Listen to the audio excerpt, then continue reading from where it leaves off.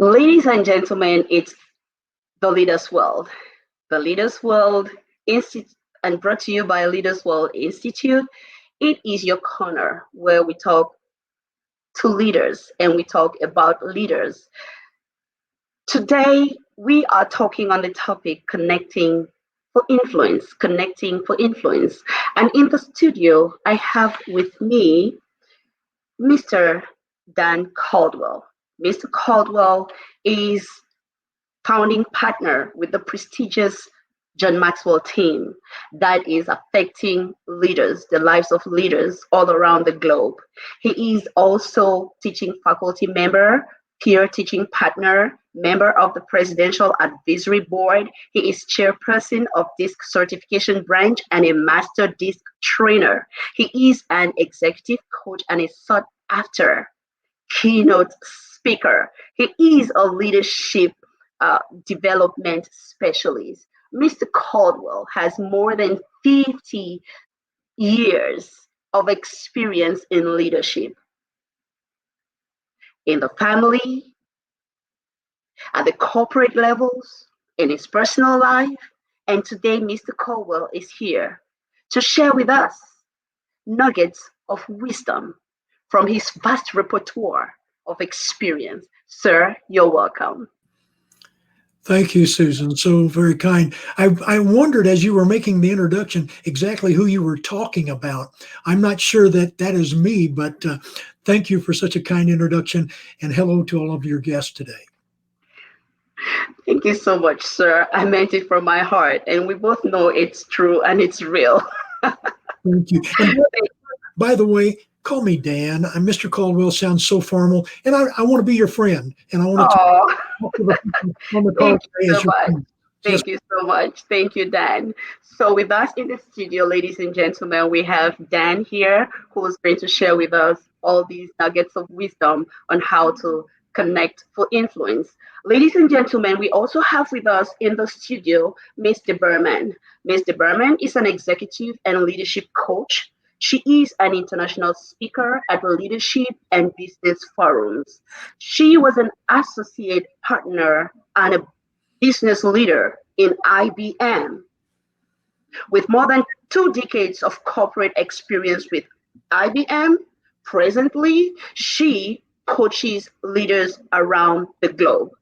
Ms. Debbarman is here to share with us nuggets of wisdom, adding value as we speak on the topic connecting for influence. Ms. Debbarman, you're welcome, ma'am.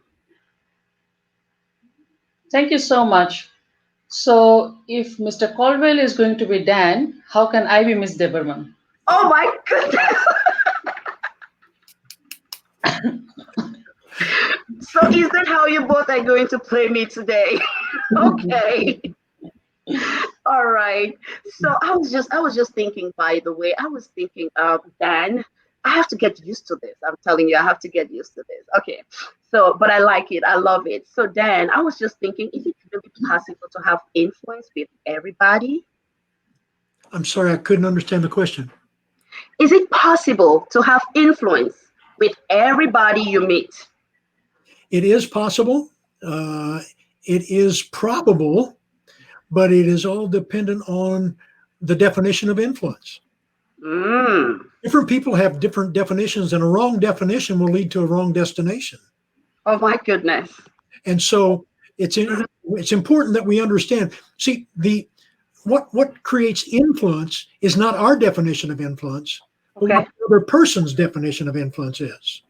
Each person is influenced in a different way, and so we must be agreeable, but also acknowledge what that way is. Now that you've raised the question of what the definition of influence is, I'm just thinking, what do you define influence to be? Well, let me go to a definition that everyone can embrace. Not my definition, but let's go to the dictionary. And influence is defined or explained as a capacity or the ability to affect one's character development or behavior in some way or another. Now, the truth of the matter is, you can have influence and it can be good or it can be bad. Mhm.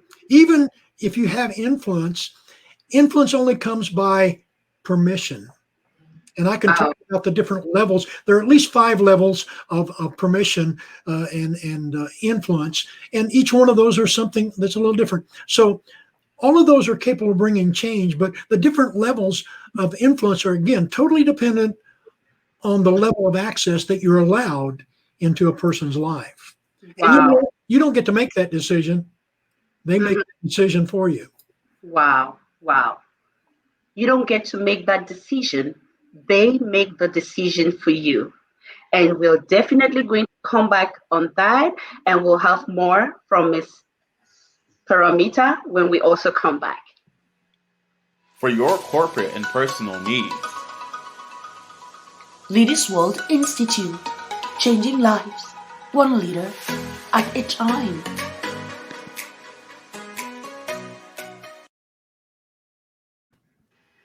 So you're onto the Leaders World, and we are talking on the topic connecting for influence. Um, John Maxwell, he has said, if you want to succeed, you must learn how to connect with people. So this broadcast is about connecting with people. I was just wondering, Mr. Berman, as an executive coach, can you just share with us your journey of influence? All leaders are always looking out for influence of how to make an impact.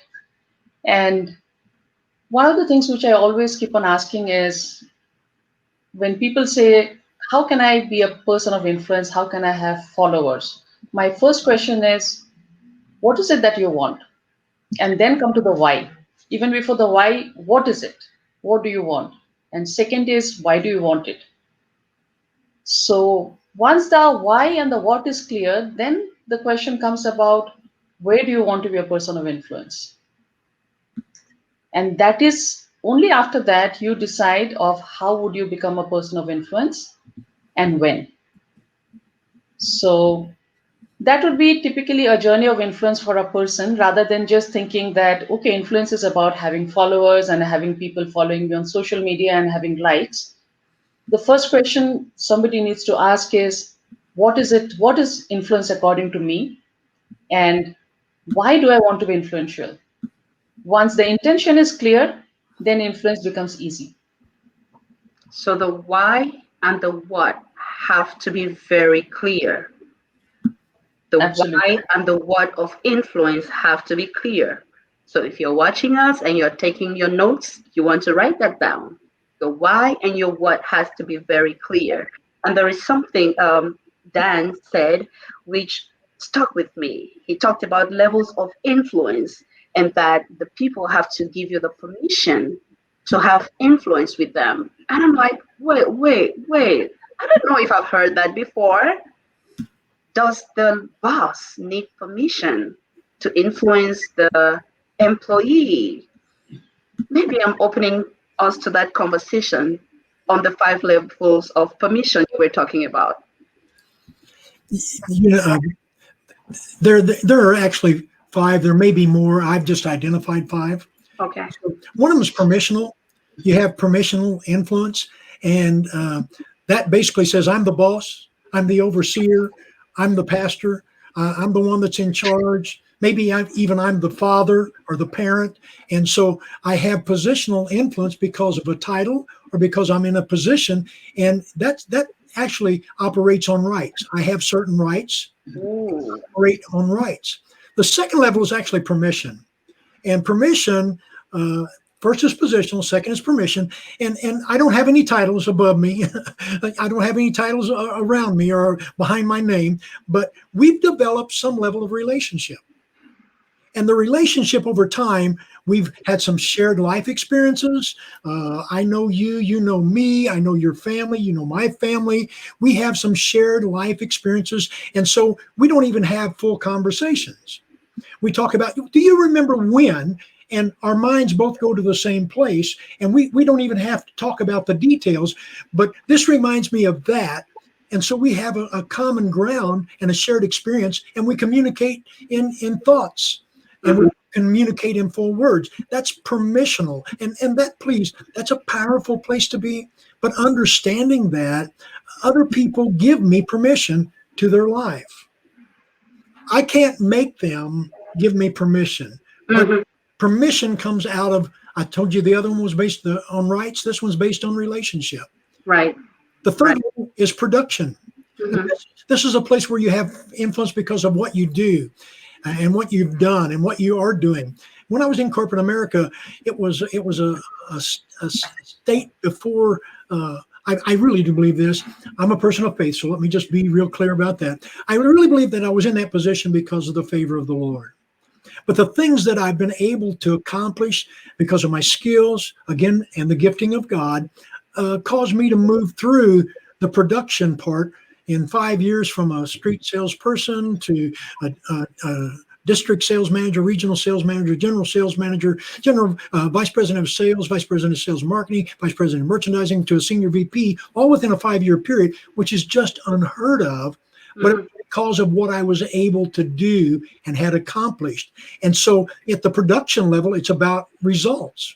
You have results. And then the next level is actually people development. This is my favorite one, and I could talk about this forever. I won't, but this is about what you've been able to do for people. Mm. This is a place where you know that you have a position of influence in their life at a deeper level. And there are Wow. usually 3 questions that people ask.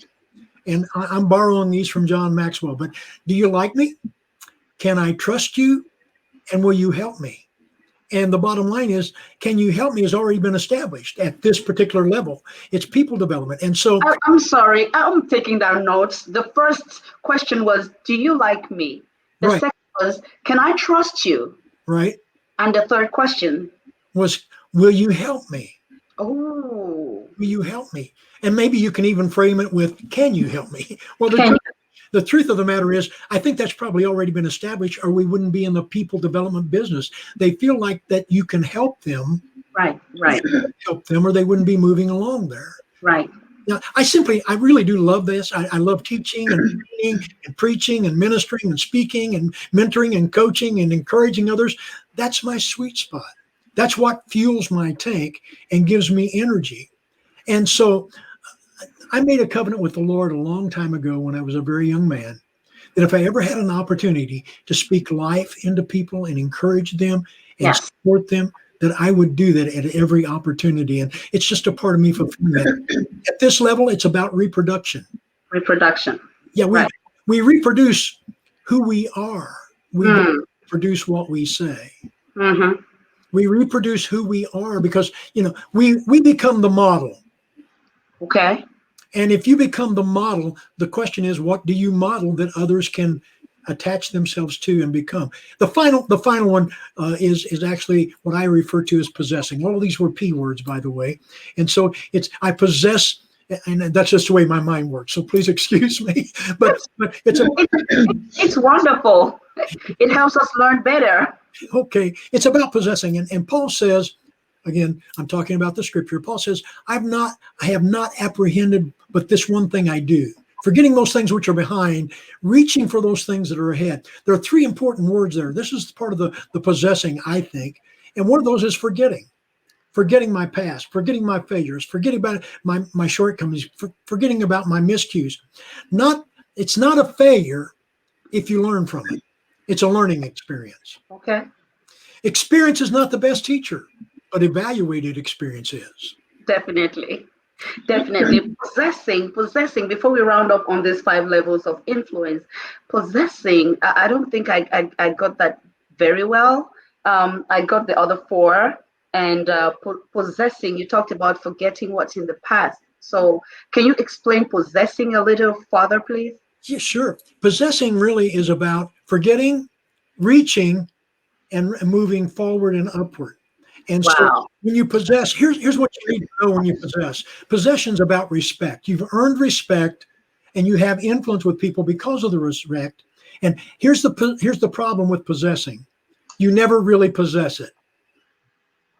You're always Reaching out.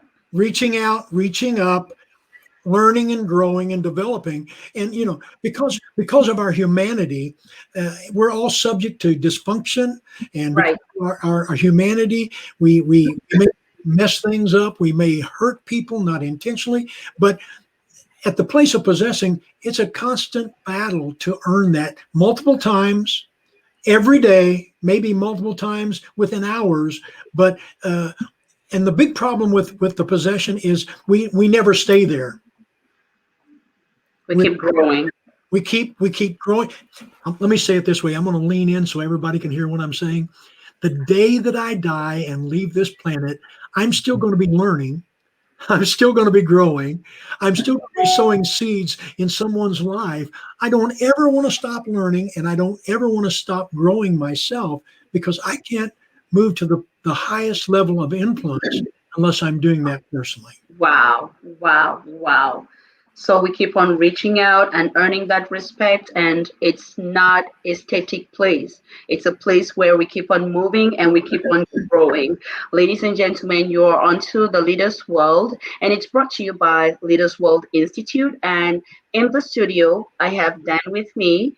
Dan is an international speaker. He is executive coach. He is founding partner with the John Maxwell team. He has worked for a Fortune 500 company, and he created leadership training programs.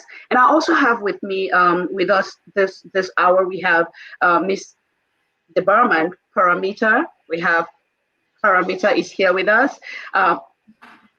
She is executive coach. She speaks at international leadership and business forums, and they are here to share with us on the topic connecting for influence. While this conversation was going on, Paramita, I was just thinking, how would you define influence, and what do you think is the most challenging aspect of becoming a person of influence? Sorry, Susan, what was the second question? What is the most? What is the most challenging aspect of becoming a person of influence? Hmm. So, when we are talking about what is influence and how do you define influence from a perspective of somebody to understand, I would actually go back to what I studied when I started studying about influence. I looked at the most influential person in this world. I studied his life, and that is Jesus Christ. And if we look at his life, he was born, he was not born rich, a very ordinary person. He was born in a place, we call it a city or a town, which probably had about 50 houses across 4 or 5 acres of land. And he hardly traveled more than 30 miles from his hometown. Okay. That's about it. But when we look at the legacy that he has left behind, we see that people are learning what he has taught, and people's lives are getting transformed from his teachings even today. And that is influence. So while I started studying about influence of the most influential person in history, I realized he did two things. And he went around healing people and doing good. Now, what is healing people? Healing people is about helping people who are not doing well, and that can be emotionally, spiritually, financially, psychologically, socially. So, it is about healing people and doing good. And what is doing good? Doing good is about solving problems. Right. So, if we have to become a person of influence, we have to do likewise. That is what we learn from our role models, to heal people and do good. And we have to become problem solvers. We have to become problem solvers. Problem Wow. solvers, yes. Thank you so much for sharing that. And I'm turning my attention to Mr. Caldwell, to Dan. I'm turning my attention to you. And I'm asking, what do you think would be the most challenging aspect of becoming a person of influence? I was going to raise my hand and ask if I could respond to that question, but this is just a And I personal. saw your hand. Paramita was so spot on, and I love the response. But Yeah. this is just an opinion. But I think the most challenging aspect of any part of influence is the fact that there are unrealistic expectations of others. Mm. It's sad, but it's true that when people look at you and have positioned you in their life as an influencer, they expect more of you than they actually expect of themselves. Not only that, they say, they forget the fact that you're human and that you're just like them, and so and that's okay. It's okay to be realistic, but the truth of the matter is that we never let anyone. I'm saying this the way I feel it. I don't want to let people down, but I have. I don't want to hurt their feelings or offend them, but I do. And a friend of mine wrote a song years ago, a Southern gospel song called "He's Still Working on Me." And the bottom line is, he's still working on me. I'm not a completed work, and so that simply means that because I'm not a completed work, I'm. And when I was pastoring full time, this was what I said. It was like every Sunday I was running for re-election. Right. Okay, and the reason I said that is because you don't want to let people down, but the truth of the matter is because of my humanity. I Right. do. I remember those emotions so well. And the challenging part for me was to maintain influence. And then if I learn, and sometimes people don't tell you, you don't know if you've offended them or hurt them. As a pastor, they just left. I didn't have a clue whether they were offended or whatever. And when I followed up, a lot of times they would tell me, sometimes they wouldn't. The bottom line is you have to be very, very sensitive to people. Mm. Let me say it this way, and I really do feel this way. It is about the people. If you're going to be an influencer, it's about the people. It's not about you. Now that it's about the people, and you mentioned about the challenge of like the Superman. People are expecting you to be that Superman, and you're like in a race running for re-election every day. I am looking at this and asking myself, how do we maintain that common ground then? How do we maintain it in an authentic way? How do we do that, Ms. Paramita? How do we do that? Maintaining that common ground in an authentic way without looking fake. And Susan, this is actually just a natural flow of the conversation, because what Dan spoke about was from the other person's perspective on influence, and some of the challenges which comes is on the self side, on for ourselves as well, and where the challenges would come is, first is on the intention. Why do we want to be a person of influence? That is very important. Is it for selfish needs, or is it for selfless activity? Okay. And and and clarity of that understanding is very important. Second challenge is about the authenticity part, which Dan was also talking about. Are we the same person outside, inside, and within? Oh, you're just nailing it now. Are we the same person outside and inside? We want to hear more about that. So outside, inside, and within. So outside is for the outside world.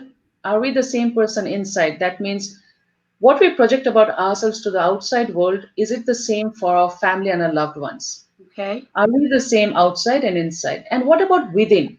That means in the privacy of myself, am I the same person? Is there consistency? Is there congruency? Is there grounding all across?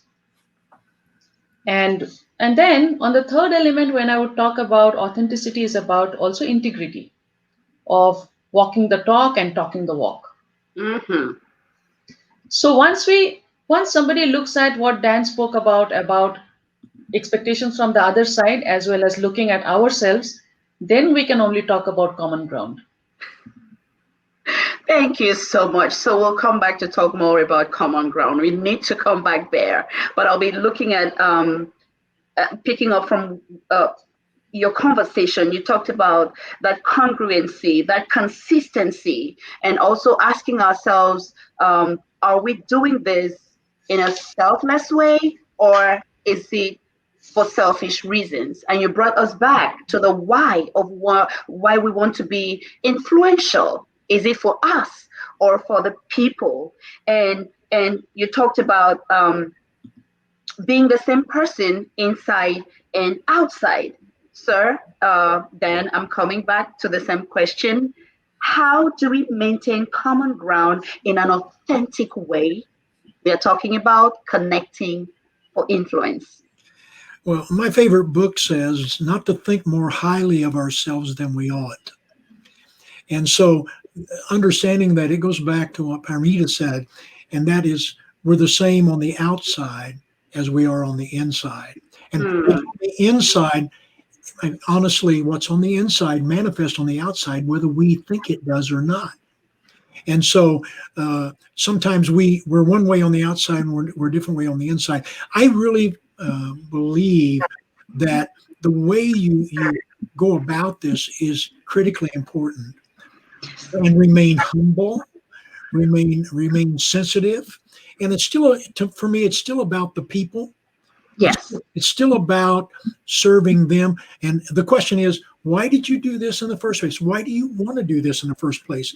I don't know that I started out wanting to be an influencer, but I ended up being an influencer because of my life, because of the model and the integrity and the character and all the attributes and values of a person of faith is supposed to be modeling and manifesting.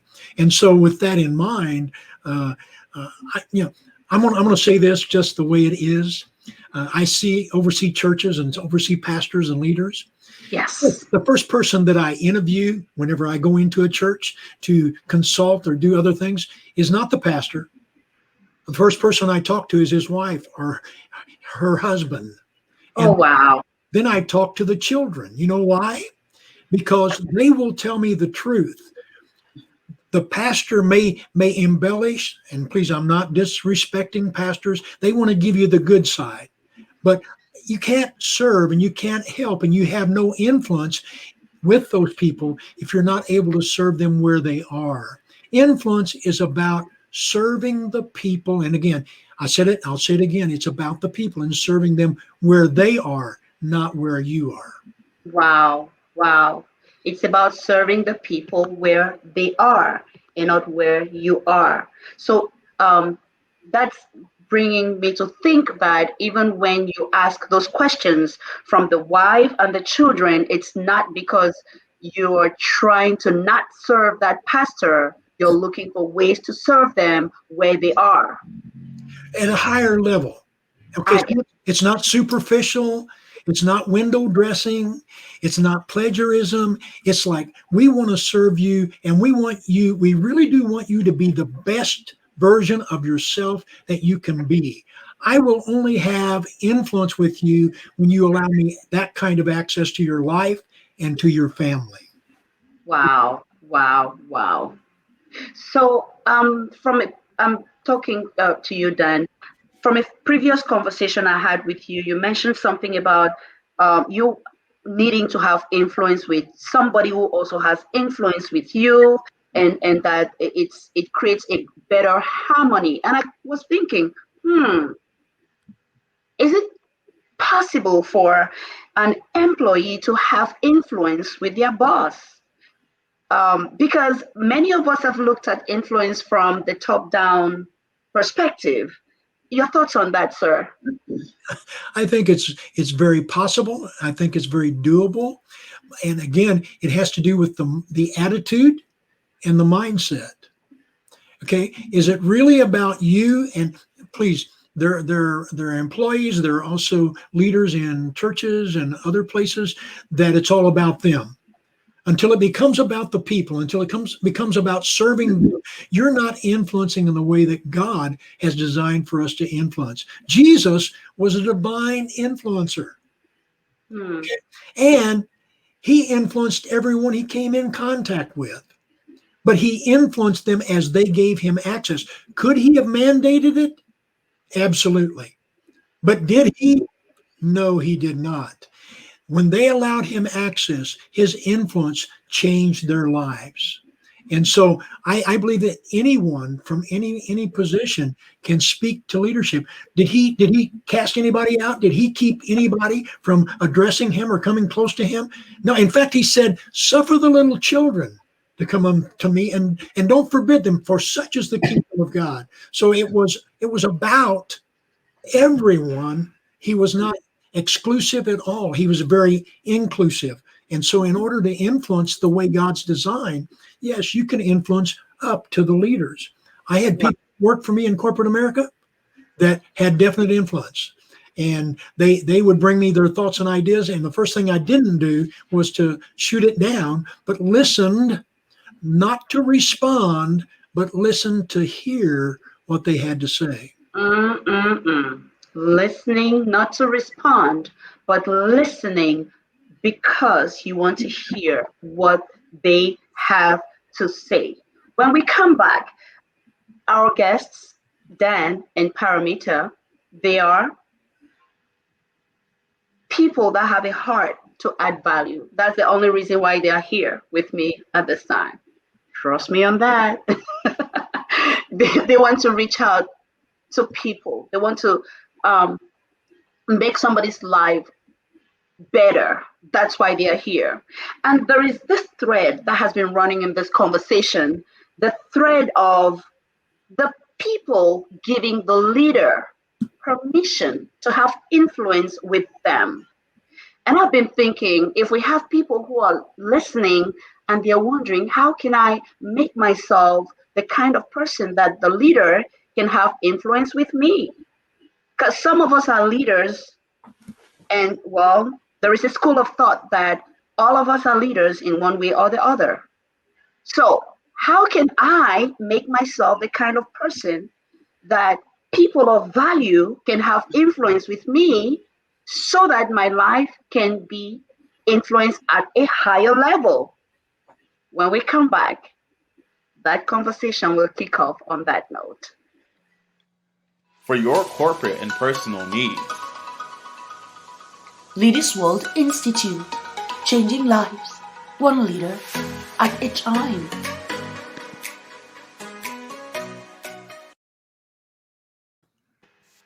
So we're going to begin with Paramita. How can I or someone listening to us, how can they make themselves, how can they give permission for a person to add value to them? How does that work? Well, if I look at keys to influence, first of all, like I said, was do good and be a problem solver wherever you are, wherever you go. And once you start solving problems, you are already influencing people. And the more you solve the problems, they give you more permission to help them. The second, I would say, we all know that kings rule and servants serve. I would say to become a person of influence, you should actually serve like a king and you should rule like a servant. Okay. So let me give an example of ruling like a servant. The people whom we lead, we should lead with the attitude of servant leadership with compassion and love. So leading or ruling, the people whom we lead, who report to us, we rule them and we lead them with an attitude of servant leadership, compassion and love. And when we serve the people, our bosses or people who are at a higher levels, we serve them with the attitude of king, with elegance, with majesty, and with a big heart. And that's going to change a lot in connecting for influence. We serve them with the attitude of a king, with a big heart. Oh wow. Dan, what do you think about that? How can I make myself somebody that people want to add value to, people want to influence in a better way? You know, I think I love the statement from Rita. That was excellent. You know, I really think it's a personal journey. One size doesn't fit all. So the place a person needs to begin is by asking themselves some very serious questions. And Palmita, I tagged on this. What am I gifted at? What am I really called to do? What problem was I put on the earth to solve? What skills do I have that separates me from the crowd? What do I love to do? What is it that is not work for me that I would do every day if nobody paid me to do anything? What are you looking for here? Is really a sweet spot, a place where you're gifted and talented and skilled and anointed, because I'm a person of faith, and anointed, the place that can add value to others as an authority by living and producing a reproducible model that I talked about a little earlier. And several years ago, I was on a mission trip to Nicaragua, and I came in at the last moment. There was a leader, and so I had many, many years of experience, but I didn't talk about my experience. I didn't talk about what I could do or couldn't do. I just became a part of the team, and so I carried everybody's luggage. I helped them get in and out of vehicles. I was serving them at every level. And so after about, probably 4 or 5 days, they finally asked me if I would be willing to speak. And I said, well, if you really need someone, certainly I'll be willing to speak. And I'm not saying this to impress anyone, but I was willing to serve and do all of the things that nobody else was willing to do. And I had influence, so when I spoke, people heard what I had to say. In fact, the leader said, why didn't you tell me that you could preach? I said, well, you didn't ask me. It wasn't necessary.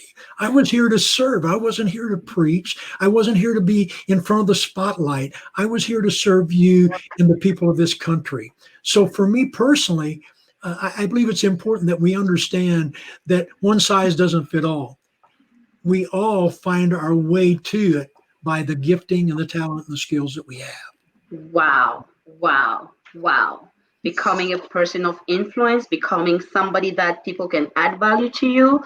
One size doesn't fit all. And I'm thinking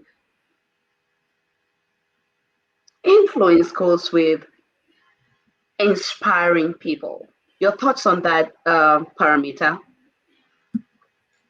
Yes, influence goes with inspiring people. And of course, there is a not just inspiring, actually, it should actually go one level where it brings true transformation. So one is motivation, then another is inspiration, and the third is transformation, which is lasting. And inspiration, motivation can come and go, but transformation is something which is life changing. And for us, it is about being transformational leaders of influence. And when we another thing that we should also, if we want to become a person of influence and with a selfless attitude of connecting to people, we should increase our network with that attitude and with that thought in mind that we want to serve people and we want to inspire and transform their lives. Yes. So when we have that, then networking becomes easy because we are networking with an intent of bringing some value to them. And like what Dan was saying, I agree completely to that, that when we know our purpose, we go through the journey of self-discovery, we know our purpose, we know our giftings, and using our gifts, we start helping people.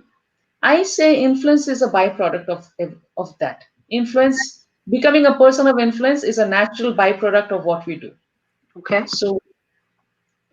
So it will just happen that wherever we are going, we're bringing in value.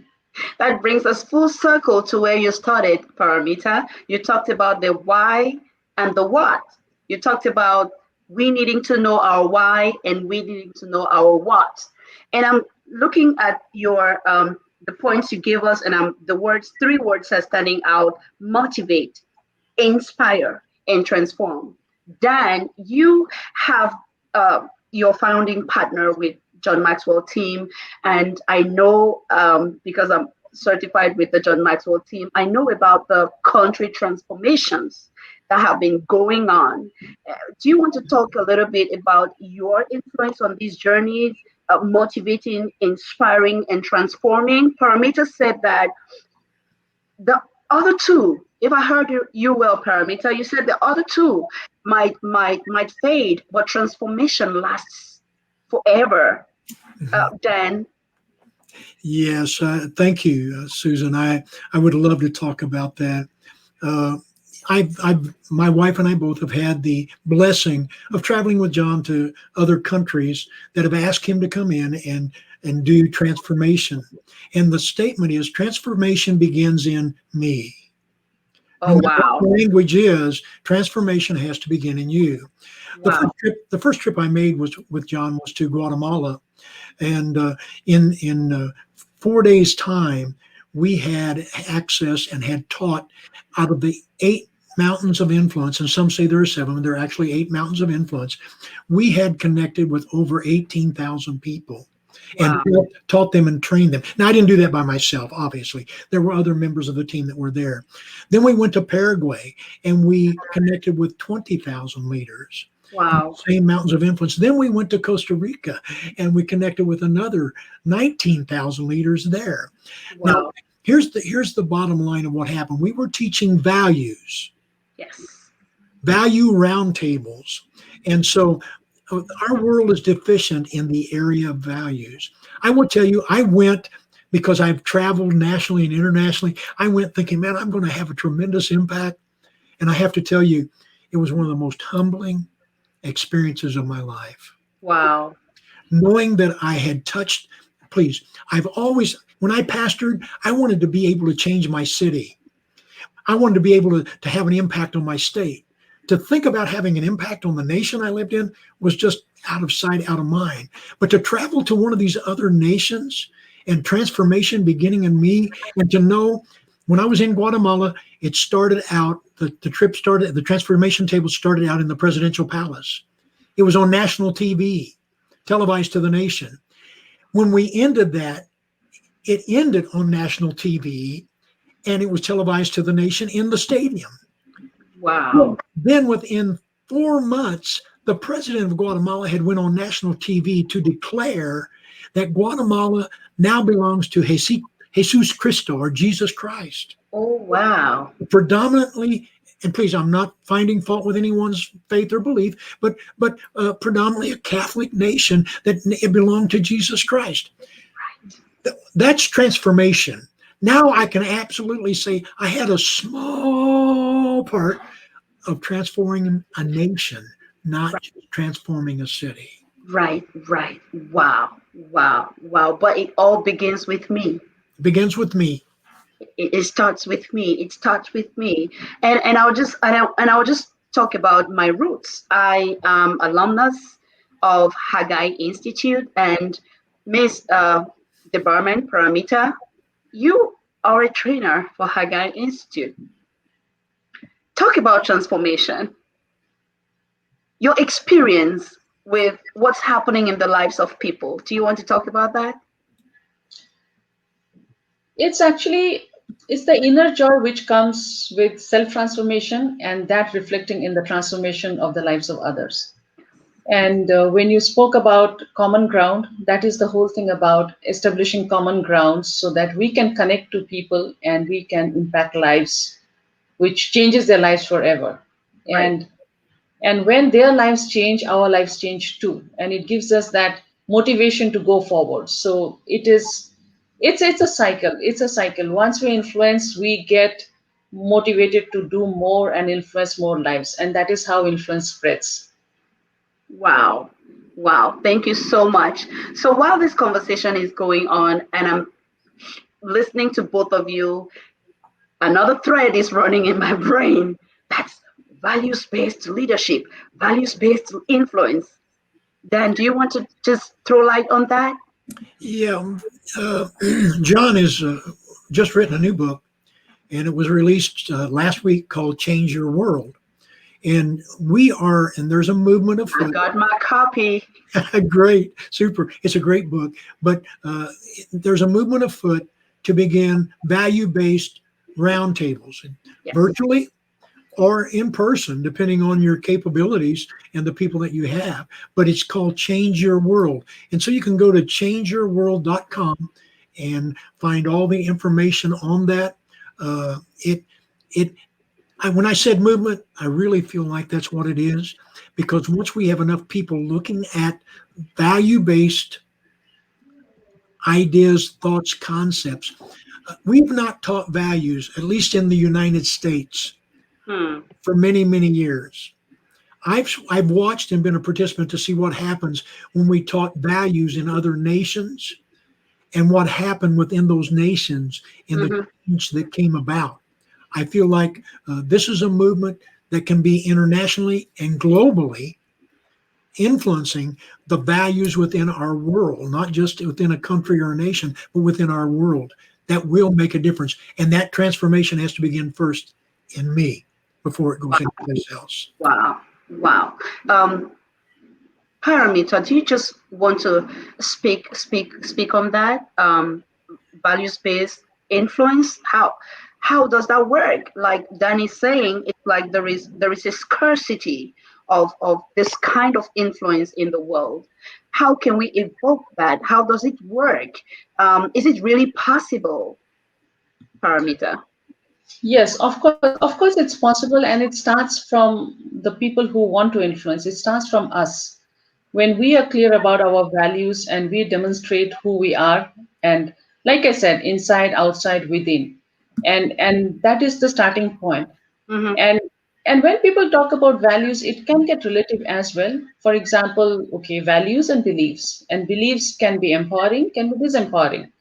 Oh, wow. Now, it's for people to have that understanding as well, that yes, I might have some beliefs and some are empowering, but some actually are pulling me down. Those are my limiting beliefs, so Okay. I cannot cling on to them and think that I am who I am and I'm doing the right thing. So it's about getting people to reach that level of self introspection, for people to be even open to change themselves, each one person at a time, and bring that transformation coming in. Wow. One person at a time begins with me and bringing that transformation coming in. When we come back, how do we measure influence? What are some keys to influence? More thoughts on power, position, and influence. Can you imagine? We just have a couple of minutes left, and it's like we've been here for 10 minutes, and we'll be right back. For your corporate and personal needs. Leaders World Institute, changing lives, one leader at a time.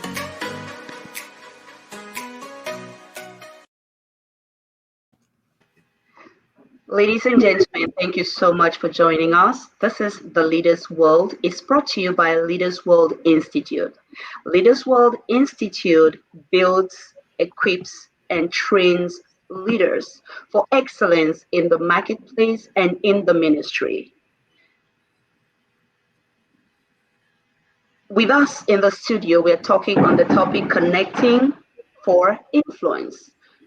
For us to be successful at anything, we must connect. How do we connect? What's the power of connection? Where does connection begin? How can we measure connection? And I'm looking at these questions and I'm thinking, how do I phrase them so that we capture everything, so that we serve you to the max with the time that we have? And if we are not able to answer all your questions or say everything that you would have wanted us to say, I have put in the comment section the link to Dan's website and Paramita's website. Please, you can contact them. You can ask your questions. You can look at the resources that are on there to help develop whatsoever you're working on. It's all in the comment section. Dan, how can I measure my influence as a person? What a great question. And I'm going to respond to this, Susan, like I did previously. Personally, I believe that the measurement of influence is a moving target. I talked about the 5 levels. It's it's elusive, it's undefined, because it's not what you think influence is. It's what the other person thinks and believes influence is. Again, the wrong definition leads to wrong destination. You see, each person's definition defines their reality. And so I believe we must find what their definition is in order to operate and work within those confines if we're really going to influence them. Now, there is outside of their definition a place of growth that you can speak into that will cause them to be stretched. And all living things grow, and they continue growing all of their life. Here's what I know. You plant a seed in the ground. Everything that the seed needs to reproduce is in the seed. Oh wow. It's not in the seed that things grow. Everything the seed needs is already there. It's in the soil that the seed is planted in. Wait. We need to just pause on that. We just need to pause and wait.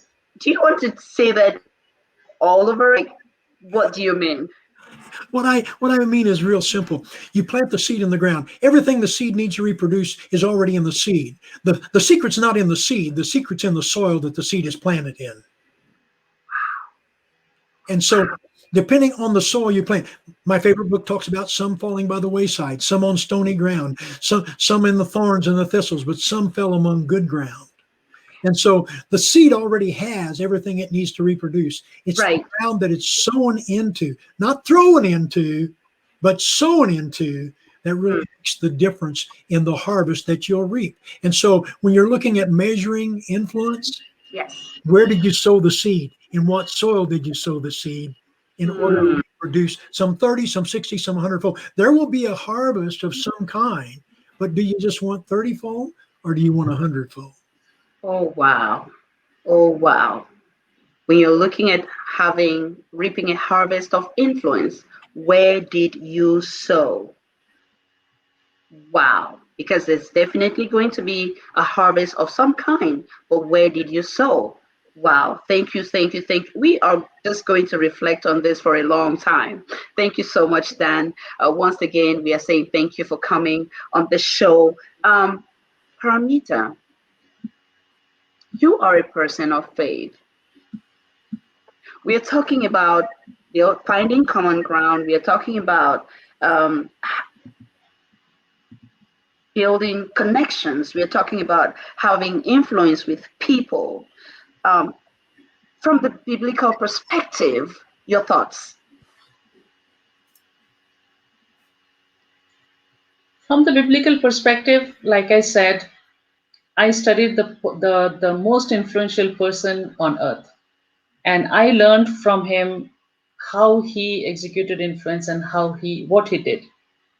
And to the whole thing about, like Dan was talking about, of measurement of influence and the harvest which comes. I would also add that it is about the legacy that we leave behind. Mhm. So there are people, we can talk about sports stars, movie stars, politicians, business tycoons. They have some influence, and their influence probably remains a few years after they are gone. And if they have done something very significant, maybe for a few more decades. So it depends. Our influence, the measurement of our influence will be what is the legacy that we leave behind, and even beyond generation and generation and generation, is it bringing an impact?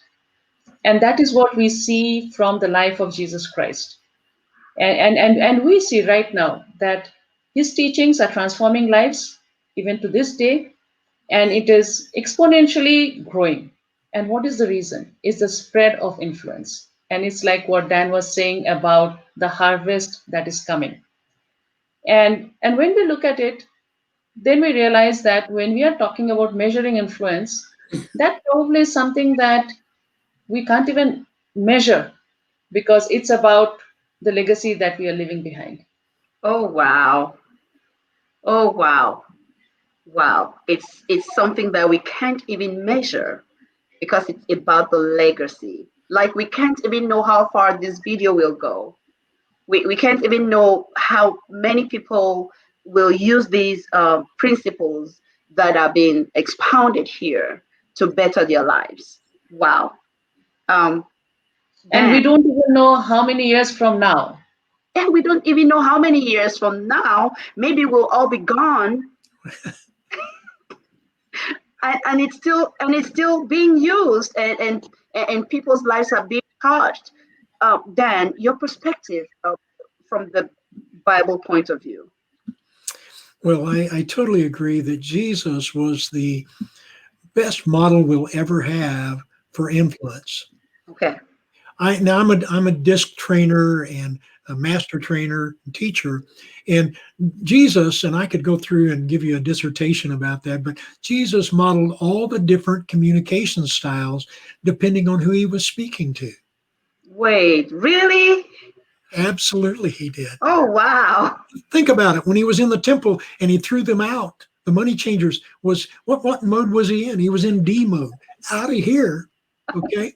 But then he was in I mode when he was sitting and teaching, and people were being drawn to him. He was in S mode when the crowds thronged him and he had time for them and the little children. And I mean, he was in C mode whenever he went into the depth of teaching, said, "You say, but I say."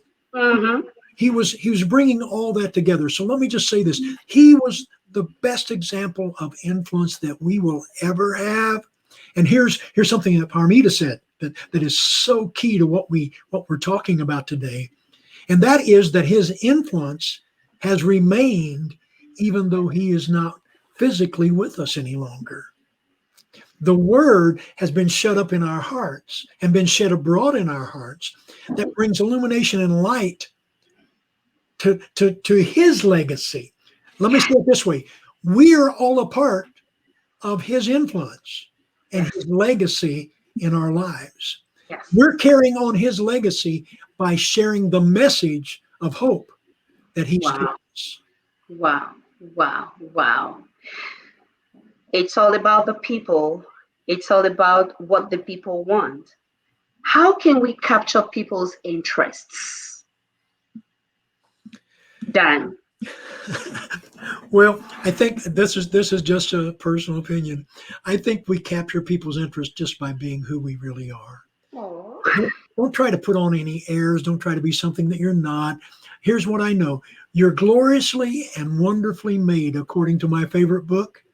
And God didn't make you by mistake. He didn't give you the personality style and communication style or the influence you have with people or organizations or around the world or within in wherever. He gave you that. And so, I hear all the time people attempting to be like so and so. I want to be like so and so. Or what can I do to be like you? Well, the bottom line is you can't be me because I'm still using me.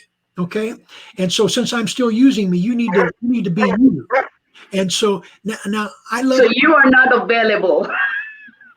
I'm not. And please, I understand what they mean, but please, until you've done what I've done, we had to go through the things I went through, till you've experienced what I've experienced, till you've had the education, the conferences, the meetings, the books, and all the other things that I've done over the years. You can't be me. Right. Be uniquely who you are and who God designed you to be. And please, I say this all the time. Each one of us have an energy signal. Each one of us. And each one of us have a voice. Yes. And there are people waiting to hear your voice and connect with your energy. And they'll want to connect with you and they won't even know why. They may not be able to articulate it or explain it, but the reason they want to connect with you is because there's a divine connection in the heavens that has arranged and preordained this time and this season for you to connect with those people. And so just be who you are, and God will bring into your life the people you're supposed to influence. If you're not who you're supposed to be and who you are, then those people can't find you because they'll not hear your voice and they'll not feel and sense your energy. Wow. Wow. Wow. Miss Debbarman, how can we capture people's interests? By being interested in their lives. Okay. Once we show them interest, we are still on it. Still about the people. Yes. Once we show genuine interest in other people's lives and with that attitude to serve them, that is where interest comes back. Wow. Wow. We're just going to take one question because it's coming at the end of the broadcast, at the end of the live stream. We've had several comments, but this is the question that's coming now. What can I do today from now to become more influential and connect to those whom I am ordained to connect with? And we're going to have Dan answer that question. Yes, that's a great question, by the way, and thank you for asking. I think the one thing you can do today is what I basically referred to is display a character, not the character, but the character of Christ. Display the character of Christ that's worthy for someone to follow. Okay. Leadership's influence, nothing more, nothing less, but be uniquely who you are, and please, in being uniquely who you are, look for opportunities. Paramita said this: look for opportunities to serve others and add value to them, even if it's behind the scenes. You don't have to be doing something to be seen and to be heard in order to influence people. In fact, there's more influence from behind the scenes than there is out front, because the influence then is much deeper. Oh wow. Oh wow. We're just going to have last words. Yes, Dan, you will come back. In your last words, you will just speak to us. Paramita, your last words, then we'll get Dan's last words. Ladies and gentlemen, I know that I know that we need to be respectful of your time, and for that reason, we will just try to wrap it somewhere around here. But like I said, in the comment section, you're going to have Dan's information and Paramita's information, and you can reach out to them for more resources so that your journey with us doesn't end here. Okay, so Paramita, your last words to our audience. So, to that question, what one thing can I do today? I would say love the person. Love not just an emotion, but love as a verb. That means love in action. That is what you can do today. Mm. And on that note, we are saying thank you so much, Paramita. I don't want to say what time it is where you are right now, but one thing I know, it's been a sacrifice, and that's because of the huge heart that you have for people. Thank you so much. Thank you so much. And Dan, your last words, sir. Yes, thank you. Thank you, Susan and Paramita, and for everyone that's watching and a part of this conversation, this dialogue today. We trust that we've said something that has encouraged you, enlightened you, but has expanded you. Now, here's the deal. It's not just the expansion. We want informations for the intellect, while applications for fleshing some things out. We want you to take what we've talked about today and flesh it out. Make something positive happen in your world and connect with influence. That's what this call was really about. So you've got a lot of information. We gave you a lot of information. Now use it for the purpose of connection. Now use it for the purpose of connection. And on that note, thank you so much for joining us. For your corporate and personal needs. Leaders World Institute. Changing lives, one leader at a time.